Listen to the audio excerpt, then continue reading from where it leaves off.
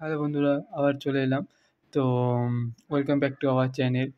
So আজকে আমরা চলে এসেছি যে ক্লাস 11 এর কম্পিউটার অ্যাপ্লিকেশন যে সাবজেক্ট আছে, যার সেমিস্টার 2 পরীক্ষা হবে। তো তার কিছু সাজেশন নিয়ে। তো দেখা যাক কী সাজেশনস আছে, যেগুলো পরীক্ষার আগে আমরা একটু করে গেলে পরীক্ষায় নিশ্চয়ই যে কোশ্চেনগুলোর মধ্যে কোনো না কোনো কোশ্চেন একটা এসে যাবে, আর আমরা ভালো করে পরীক্ষার হলে গিয়ে ভালো নাম্বার পেতে পারি। তো ফার্স্ট কোশ্চেন এথিক্স থেকে আসছে যে বজ্র কী? তো এথিক্স একটা ভালো ইম্পর্টেন্ট চ্যাপ্টার কম্পিউটার অ্যাপ্লিকেশনের জন্য 11 সেমিস্টার 2 এর জন্য।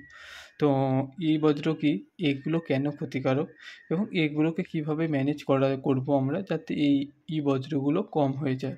কারণ বজ্র দিনকে দিন বাড়তে চলেছে। তো এই বজ্রর ওপর আমরা ধরে নিতেই পারি একটা কোশ্চেন ছোটো কিংবা বড় 5 নম্বরে কোশ্চেন আসতেই পারে।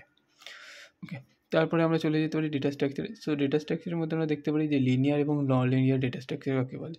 সো আমরা জানি যে ডেটা স্ট্রাকচার দু রকমের হয়, লিনিয়ার, নন লিনিয়ার। তো তাদের ডেফিনিশন কী এবং তাদের মধ্যে পার্থক্য কী, সেই পার্থক্যগুলো, এবং যদি আমরা পারি তাহলে আমরা একটা এক্সাম্পলের সাহায্যেও বুঝিয়ে দিতে পারি যে লিনিয়ার ডেটা স্ট্রাকচার কোনগুলো হচ্ছে এবং নন লিনিয়ার ডেটা স্ট্রাকচার কোনগুলো হচ্ছে।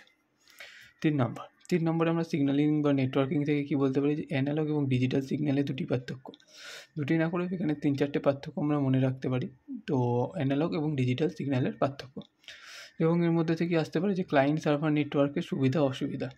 তো এটা দুটো কোশ্চেন। তো আমরা করতেও পারি। তো এটা একসাথেও আসতে পারে কিংবা সিঙ্গেলভাবেও আসতে পারে। তো এটাও ভালো ইম্পর্টেন্ট কোশ্চেন।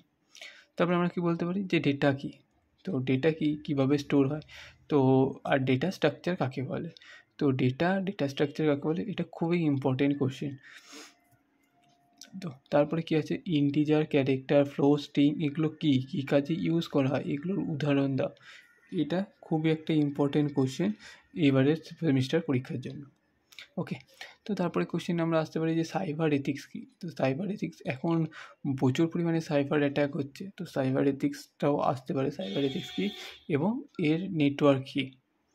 তারপরে ডিজিটাল ফুটপ্রিন্ট কী, এর উদাহরণ দাও। দেন আমাদের আসতে পারে যে রিকারশনের দুটি সুবিধা অসুবিধা।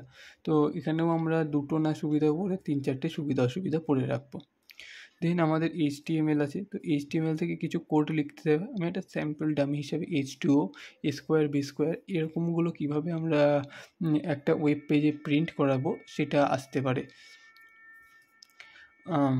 তারপরে কী আছে, মডেমের কাজ। এগুলো 2 নম্বরে টিকা আসতে পারে, মডেমের কাজ কী। দেন তারপরে আছে কি, কমেন্ট অ্যান্ড ক্যাপশন কী কাজে লাগে, এটা HTML থেকে আছে। তো HTML এর ট্যাগগুলো ভালো করে আমাদের পড়ে যেতে হবে পরীক্ষার হলে, যাতে আমরা ভালো করে দিতে পারি পরীক্ষাটা এবং আমরা ম্যাক্সিমাম মার্কস স্কোর করতে পারি। তো সবার লাস্টে বলবো, তোমরা একটা ছবি তুলে নাও, যাতে তোমরা পরে এখান থেকে দেখতে পারো যে সাজেশনগুলো কী আছে না আছে। আর best of luck, keep learning, ভালো করে হোক তোমাদের পরীক্ষা। বাই।